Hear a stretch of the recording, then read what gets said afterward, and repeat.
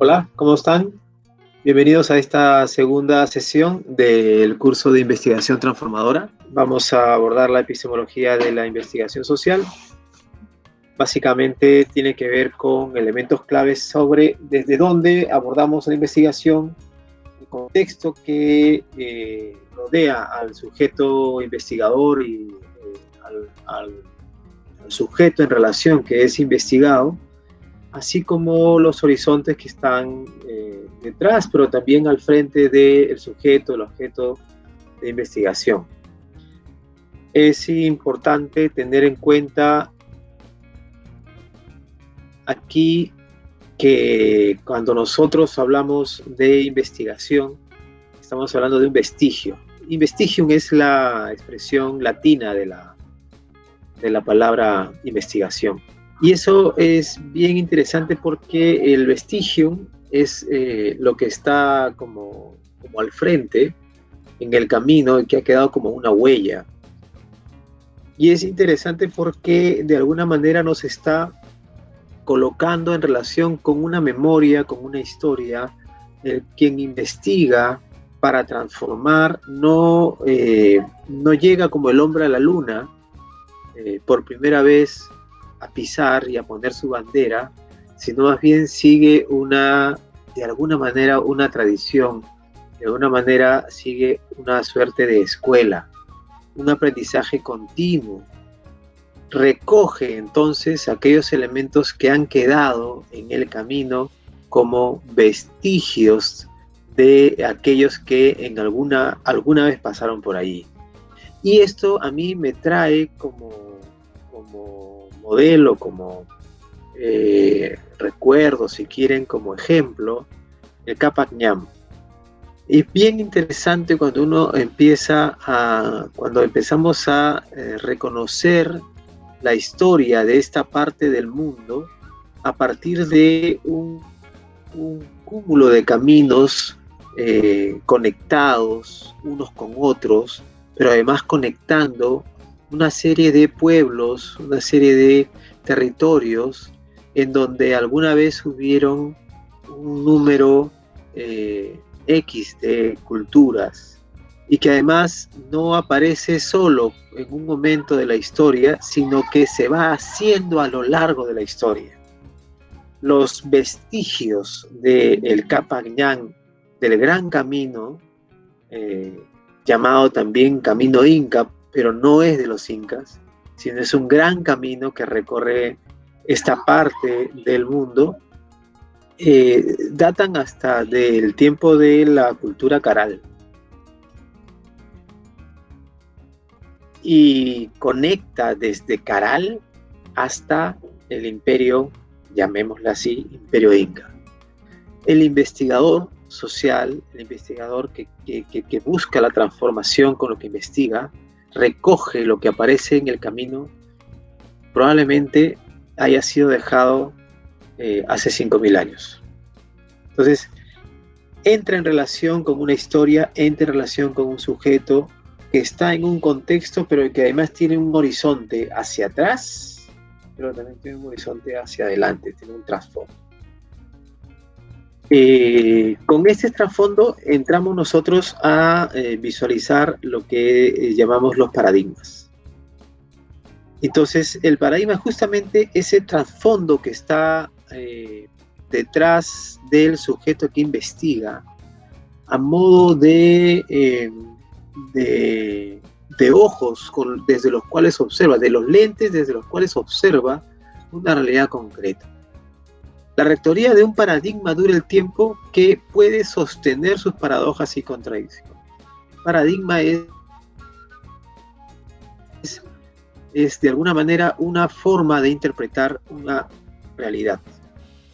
Y esa misma realidad puede ser reinterpretada en cuanto el paradigma rector entra en crisis. Y entrar en crisis supone que estos elementos que lo sostienen se caen porque no pueden sostener sus contradicciones. Y es donde aparece esto que se llama la revolución científica desde Thomas Kuhn, y se establece un nuevo paradigma. Esto que nosotros ya hemos trabajado, hemos visto probablemente muchas veces en otros espacios, en otros estudios, es importante traerlo aquí porque nosotros debemos considerar en principio nuestros filtros, nuestros paradigmas desde donde estamos observando la realidad. El paradigma es una interpretación de la realidad y en ese sentido supone nuestros preconceptos o nuestras precomprensiones, supone nuestros prejuicios, supone nuestra experiencia previa, supone nuestro pretexto, lo que está detrás de lo que nosotros consideramos como un texto. Y es nuestro punto de partida, de alguna manera, en el proceso de investigación. Definitivamente, aquí aparece también una suerte de punto focal. En ese sentido aparece el sujeto en su lugar, en su contexto. Pero también aparece el paradigma como un telos, como una meta, como una tarea, como un objetivo y como un propósito, como una finalidad, pero también como un compromiso. El paradigma no es solo hacia donde uno tiene que llegar, sino es también lo que está construyendo en el camino, ¿sí?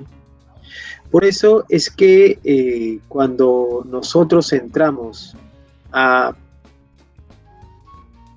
profundizar en la investigación social, la investigación transformadora, nos encontramos en una situación compleja frente al sujeto y el objeto de estudio.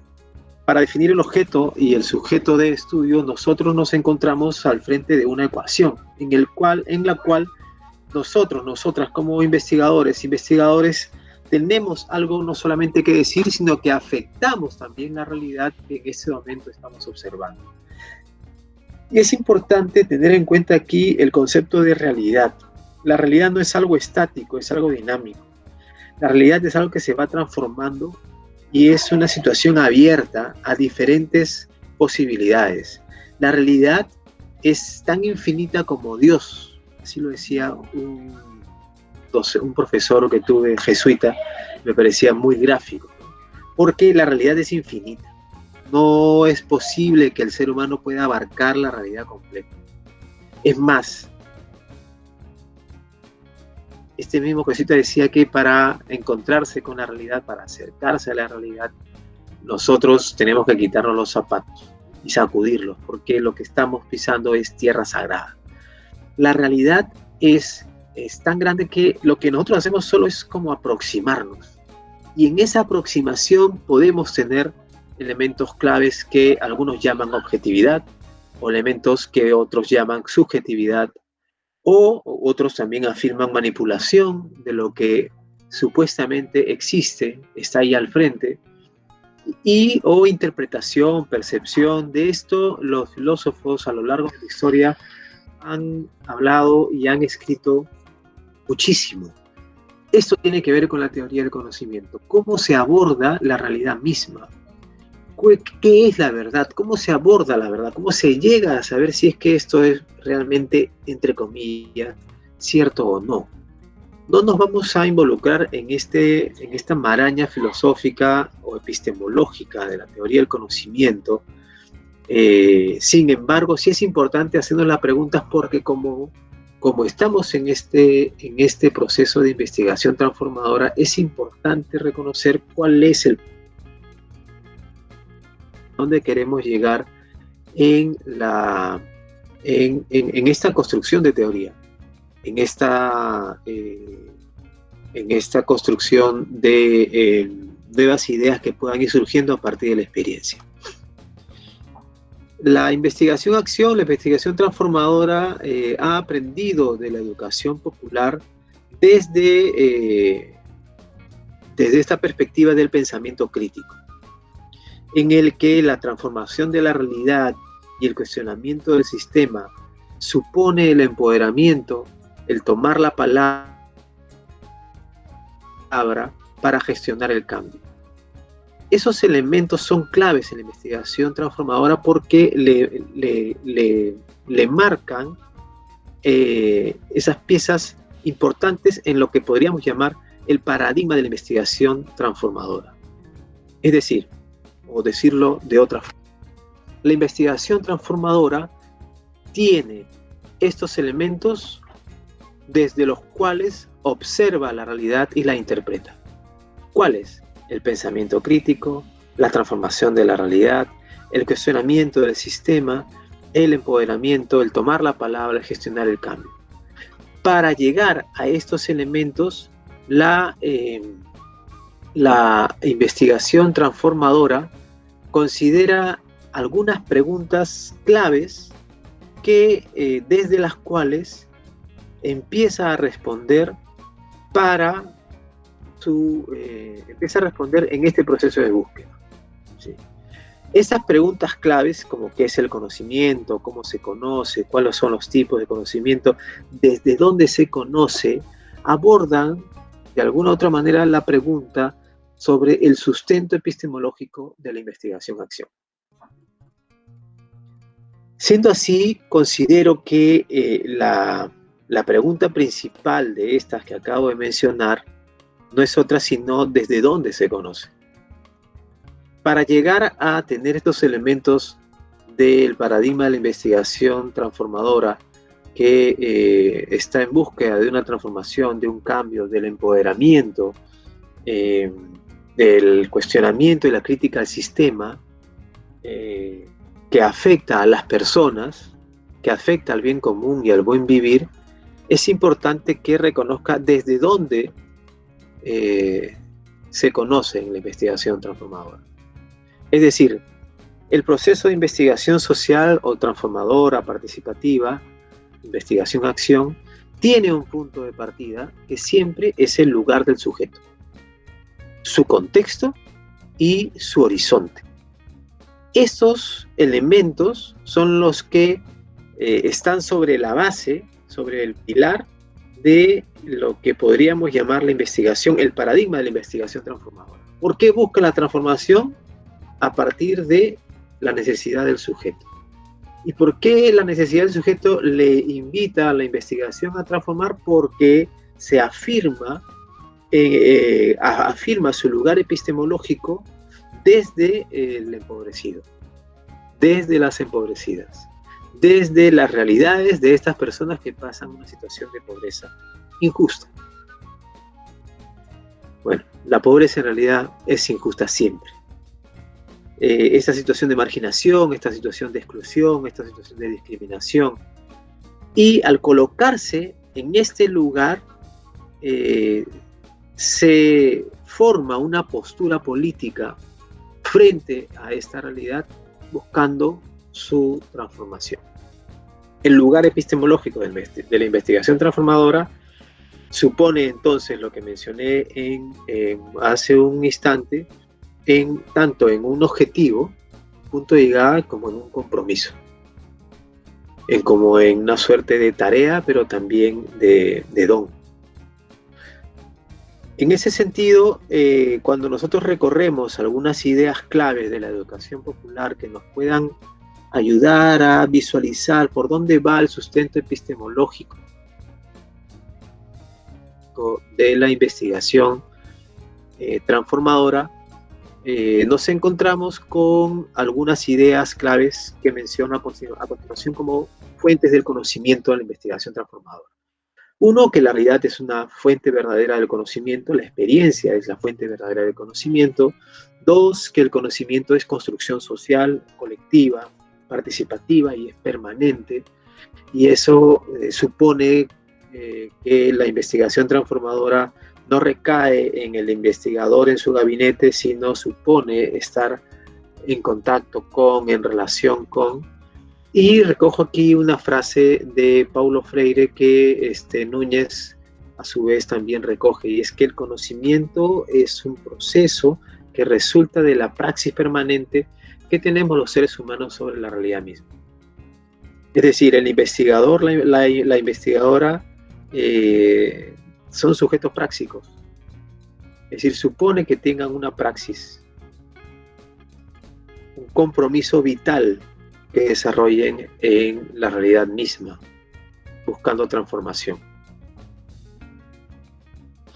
Buenaventura de Sousa expone la necesidad de que en esta parte del mundo nosotros tenemos una epistemología diferente, una epistemología desde el sur, le llama él, no solo por el sentido geográfico, sino sobre todo por el elemento simbólico que tiene desde esta parte del mundo en el que la pobreza y la injusticia, la desigualdad, la corrupción son el pan de cada día. Y eso supone, como dice él, la elaboración del pensamiento desde el sufrimiento de los empobrecidos, desde las injusticias, desde las desigualdades, desde las marginaciones. No solo actuales, sino también históricas. En ese sentido, nosotros nos acercamos de alguna manera a esta respuesta a la pregunta ¿cuál es el sustento epistemológico? Hemos mencionado que el sustento epistemológico está sobre la base de la transformación y el cambio, la búsqueda de afirmación de la conciencia crítica, del pensamiento crítico, que brota desde la experiencia de la educación popular, y además estamos mencionando que hay un lugar epistemológico que está situado en el sujeto, en su contexto y en su horizonte, sobre todo en el contexto de pobreza, marginación, desigualdad. Vamos a entrar a describir los componentes de la investigación transformadora desde un punto de vista un poco más hermenéutico, o si quieren llamarle fenomenológico. Y nosotros tenemos 3 elementos claves en la investigación transformadora, que son los primeros que aparecen. Son 3 actores, si quieren ustedes llamarles así, si podemos llamarles así. El agente, el promotor del desarrollo, el destinatario al otro lado, y la acción que el agente lleva al destinatario, actor, actora, como nosotros le vamos llamando últimamente. Destinatario es una palabra no tan feliz, sin embargo aún se sigue usando para describir quiénes son las personas hacia las cuales nuestra acción está siendo dirigida. Es cierto que esta acción dirigida también supone la actoría de los, entre comillas, destinatarios. Vamos a dejarlo como destinatarios o como actores, como líderes le llaman algunos, ¿no? Esto que nosotros vemos lo podemos medir, y al poderlo medir podríamos llamarlo, podríamos decir que este es el texto. Esto es lo que tenemos, lo que vemos, lo que observamos, y sabemos además dónde lo están haciendo. Y al saber dónde lo están haciendo, entonces ya nos preguntamos de alguna manera o visualizamos el contexto. Repito, estamos describiendo, estamos desmenuzando la realidad que tenemos al frente. En el proceso de investigación transformadora, nosotros visualizamos e identificamos con claridad todos los elementos que aparecen en la realidad, porque no nos interesa un estudio de gabinete, sino nos interesa un estudio situado, un estudio en el lugar, en donde aparezcan las personas en relación y en donde aparezca esta acción que hace que las personas entren en relación. Y además en donde aparezca lo que hay alrededor de esta relación entre agente, líder, actor, acción, que hemos llamado en este momento contexto. Ahora, hay otro elemento más que está detrás del texto y detrás del contexto. A ese elemento le llamamos pretexto. Es antes del texto, está atrás. Y ahí aparecen otra vez nuestra comprensión, nuestras precomprensiones, nuestros prejuicios, nuestros esquemas, nuestras creencias, nuestra cultura. Pero no solo la nuestra, como investigadores, como agentes que estamos llevando nuestra acción de investigar, sino también los destinatarios de la acción. No solo porque la padecen, sino porque nos la devuelven también, ¿sí? En realidad la flecha no solamente va de ida, sino también debería ir de vuelta. De hecho, va de vuelta aunque no querramos. Los destinatarios también tienen una historia, tienen una cultura, tienen sus prejuicios, tienen sus precomprensiones, tienen sus intencionalidades, como también la tiene el investigador. Como la tiene la gente que está siendo investigado en el proceso de investigación transformadora. Es decir, todos los que estamos involucrados tenemos un trasfondo. Ese trasfondo es importante tenerlo en cuenta, porque a partir de ese trasfondo, de la cada vez mayor toma de conciencia de ese trasfondo, nosotros podemos de alguna manera identificar elementos claves para generar cambios adecuados que permitan una mejor transformación significativa para las historias nuestras como investigadores, pero también de los agentes y los destinatarios que están involucrados. Entonces, este pretexto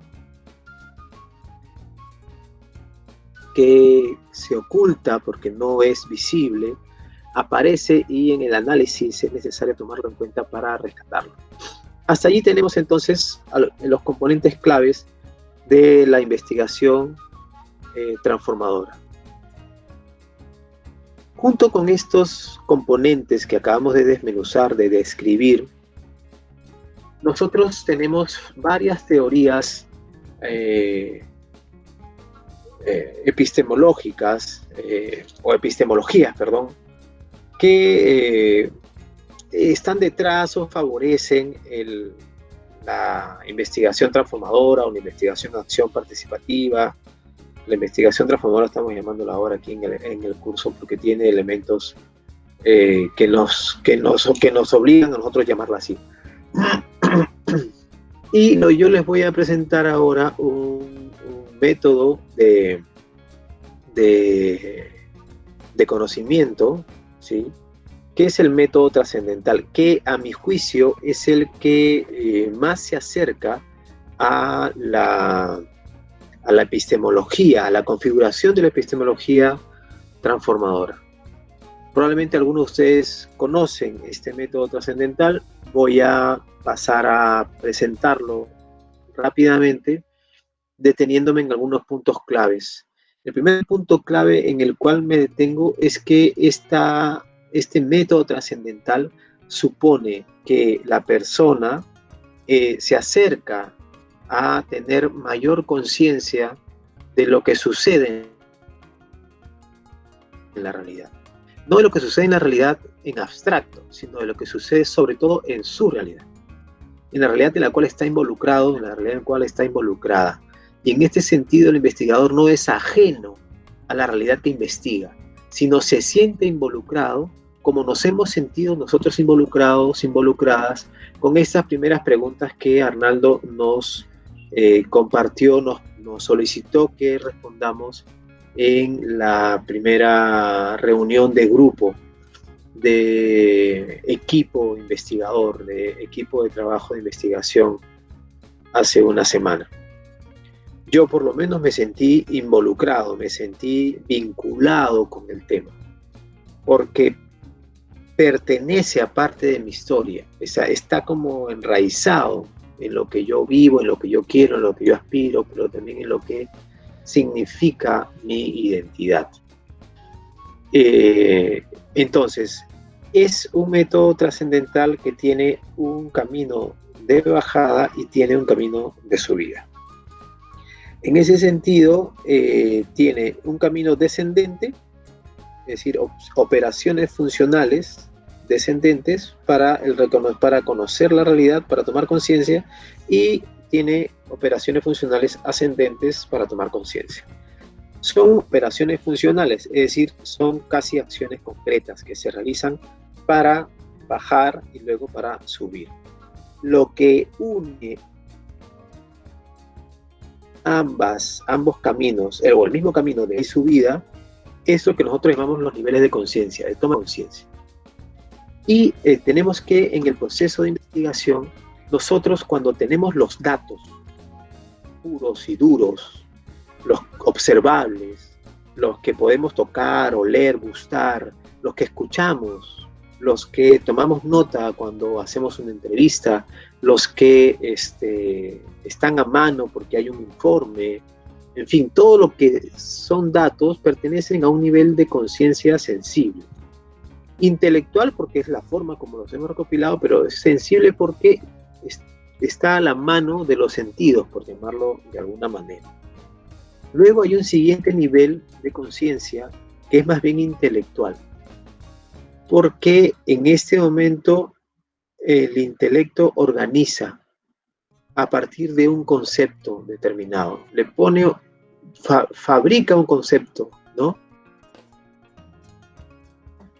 Idea un concepto y dice, todos estos datos que aparecen aquí pertenecen a B, todos estos pertenecen a C, todos estos pertenecen a X, y los separa, los agrupa, de acuerdo a un concepto. ¿De dónde viene ese concepto? Puede ser una teoría previa, puede ser un preconcepto, puede ser un prejuicio, puede ser todo lo que puede estar detrás. Es el elemento más paradigmático en la lectura de la realidad, ¿no? En el que a partir de una simple observación empezamos a agrupar.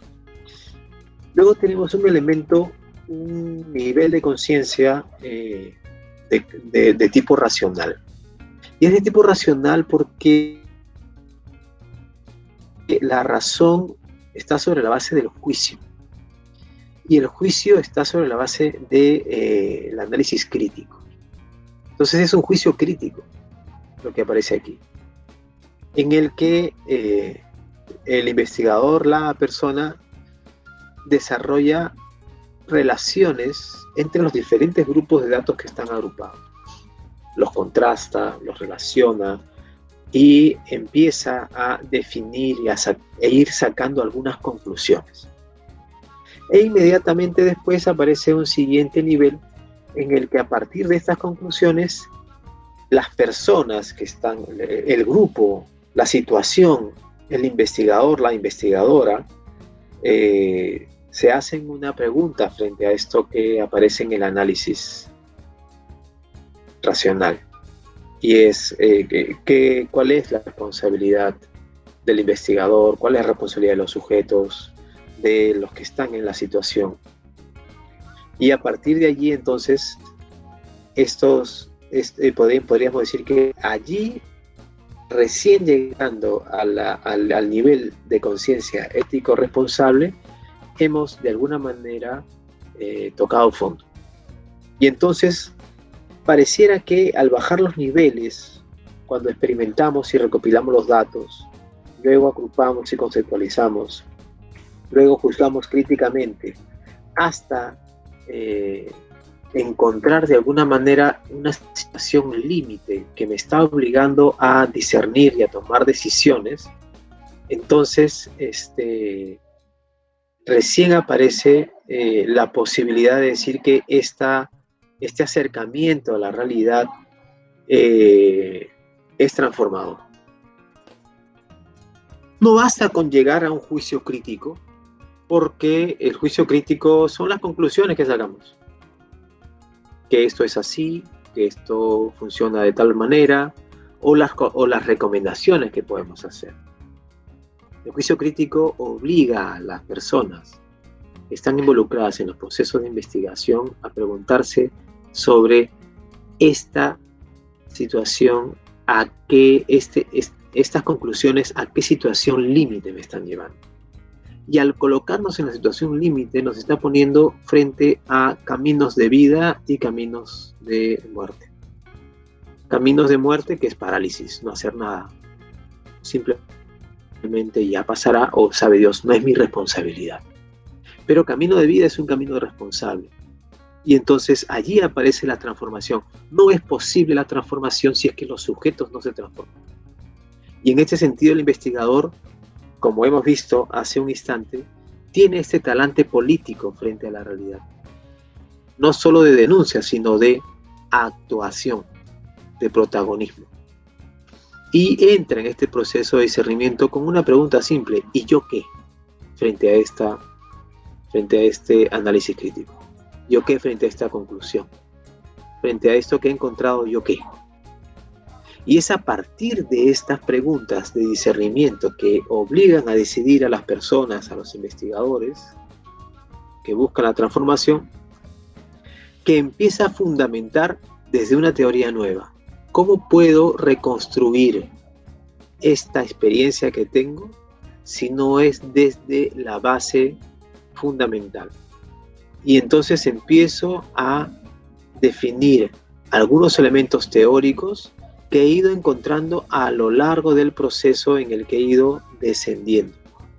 Y definiendo estos elementos teóricos con nuevas teorías que me ayuden a ver mejor y a tener un mejor horizonte, que también es importante, es cuando nosotros empezamos a decir, estos son principios, estos son criterios de lo que luego tiene que ser la mejor organización de mi acción, de mi experiencia, hasta llegar a la ejecución de actividades concretas que mejoren la experiencia.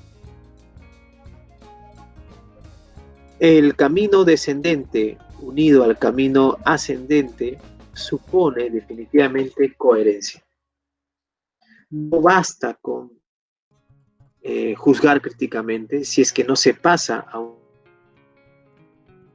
camino de apertura, de proposición. El juicio crítico tiene que llevar a proponer. No es posible que el investigador pase de las preguntas cuestionadoras del problema a las respuestas si es que no hay un proceso de análisis crítico en donde ella misma se vea involucrado o involucrada. Por eso decimos que es necesario un paso de coherencia vital, de postura vital. Toca a la persona investigadora. Y eso le imprime un compromiso. Cuando hablamos de la experiencia de la reflexión y nueva acción como elementos claves en el proceso de la investigación transformadora, estamos hablando de esto. De un proceso en el cual los investigadores y las investigadoras ingresan en esta suerte de proceso de coherencia interna. No aislada, no separada, no distanciada, con cierto distanciamiento sí, pero no sin perder de vista que hay una suerte de vinculación con el proceso. Yo también estoy ahí. No solamente estoy ahí porque quiero sacar unos datos, porque quiero analizarlos, sino estoy ahí porque mis intereses también están involucrados. Y mis intereses son intereses vitales. En ese sentido, cuando nosotros presentamos entonces la epistemología de la investigación transformadora de esta forma, nos encontramos con que esta entonces puede definirse a partir de tres intereses, que son interés técnico o práctico, interés interpretativo o histórico y un interés liberador. Un interés técnico práctico en la búsqueda de efectividad. Busca ser cada vez más efectivo. No basta con dejar la conclusión, sino en coger la conclusión y echarla a andar. Hay una búsqueda de cambio concreta. En el proceso hay discernimiento personal, comunitario, participativo, porque lo que en el fondo se quiere cuando hacemos investigación transformadora es situarse en la historia. ¿Cuál es mi lugar en la historia, mi postura en la historia? En esta parte de la historia que a mí me está tocando vivir desde donde yo estoy investigando. Porque en el fondo el interés liberador es la transformación de estructuras. En ese sentido, nosotros entonces tenemos, a modo de síntesis de lo que acabamos de decir, que la investigación transformadora tiene 4 elementos que debemos recordar. Primero, que es una acción solidaria y transformadora, que busca el cambio, y que en donde la solidaridad no es una suerte de compasión con los miserables, sino la solidaridad es justamente el sentirse unido, vinculado a la situación de con quienes entro en relación constantemente, con otras personas. Porque yo soy parte de ese grupo. Otro, el de la participación. Busca mejores estrategias para gestionar el poder y el cambio. Político o política porque busca transformar la realidad y tiene este elemento metodológico de la investigación más el aprendizaje supone una acción mejorada. He querido presentar algunas ideas que puedan ir abriendo camino en torno a la epistemología de la investigación transformadora. Probablemente hayan otras teorías que puedan compartir o complementar o potenciar eso que acabamos de presentar. Les invito a seguir investigando sobre este punto que es apasionante para buscar cada vez con más argumento la respuesta a la pregunta ¿cuál es el sustento epistemológico de la investigación transformadora? Gracias por su atención.